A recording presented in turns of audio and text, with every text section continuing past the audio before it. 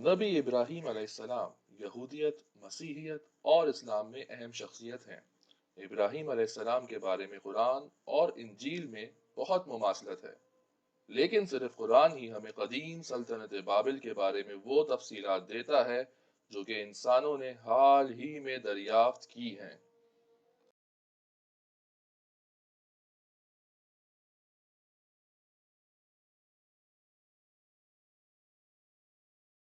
یہودی، عیسائی اور اسلامی ذرائع سبھی ابراہیم کی پیدائش کو قدیم سلطنت بابل، جہاں جدید دن عراق ہے، بتاتے ہیں۔ اس خطے میں دیوتاؤں اور دیویوں کی کثرت تھی۔ ان کے خداؤں میں ستاروں اور سیاروں کو خاص اہمیت حاصل تھی۔ ہر شہر کا ایک سرپرست خدا تھا جس کی یہ لوگ پوجا کیا کرتے تھے۔ نانا یا چاند خدا کو ار اور ہاران میں سجدہ کیا جاتا تھا۔ شمس، سورج کے خدا کو لارسا اور سپر میں پوجا جاتا تھا۔ زہرا یا دیوی اشتار کو ارک میں سجدہ کیا جاتا تھا۔ میسوپوٹیمیا تہذیب کے مطابق یہ تین آسمانی خدا سورج، چاند اور زہرا مل کر ایک ایسٹرو ٹرائیڈ بناتے تھے۔ حالیہ آثار قدیمہ ان دیوتاؤں کے درمیان خصوصی تعلق کو بیان کرتے ہیں۔ اردامو سے ملنے والا یہ پتھر سورج اور چاند کو ایک ساتھ دکھاتا ہے۔ بادشاہ میلیشپاک کا یہ پتھر مکمل ایسٹرو ٹرائیڈ دکھاتا ہے۔ نیبوکینیزر کا یہ پتھر بھی مکمل ایسٹرو ٹرائیڈ دکھاتا ہے۔ نوبونیڈس کا یہ پتھر بھی مکمل ایسٹرو ٹرائیڈ دکھاتا ہے۔ ان کی وسیع جغرافیائی تقسیم یہ بتاتی ہے کہ یہ پورے بابل میں پوجے جاتے تھے۔ قرآن ہمیں ان خداؤں کے بارے میں کچھ تفصیلات سے آگاہ کرتا ہے جنہیں ابراہیم علیہ السلام کے لوگ پوجا کرتے تھے۔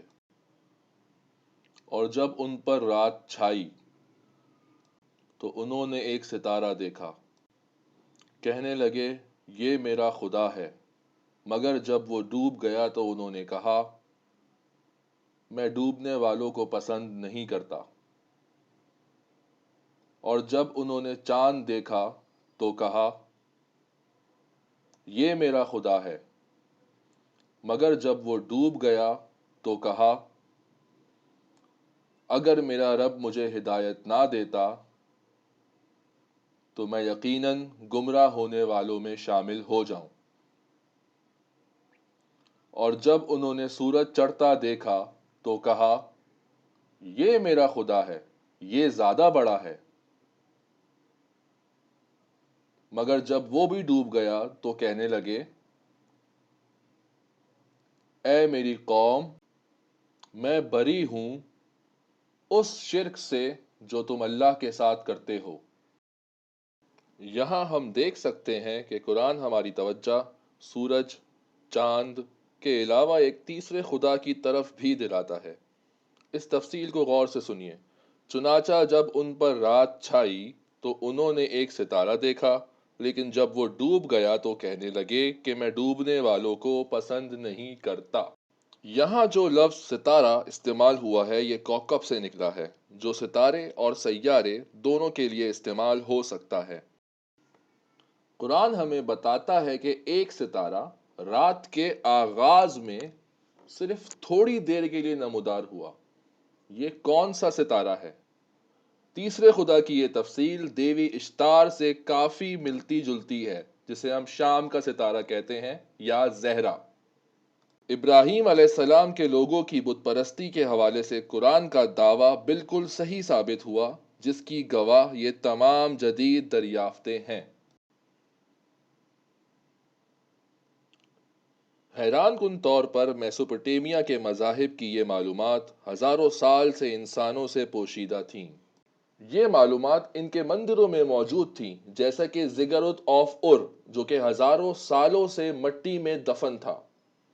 یہ مندر 20ویں صدی میں ماہر آثار قدیمہ سر لینرڈ وولی کی کوششوں سے دریافت ہوا۔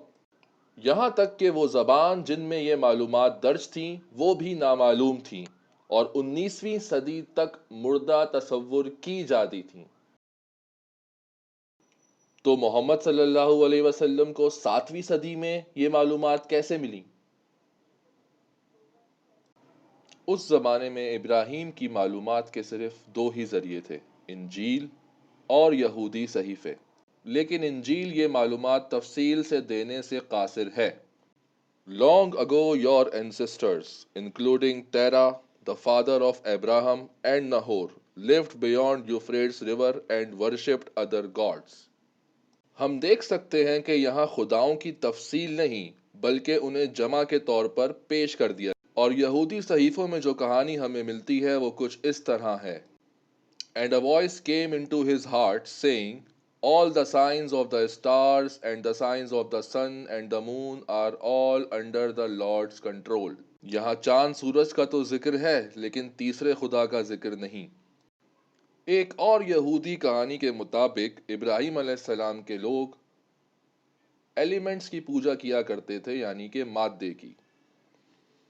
Behold, the fire is more worthy of honor than all things formed, but even more worthy of honor is the water, because it conquers the fire, but even it I do not call God, because it is subjected to the earth.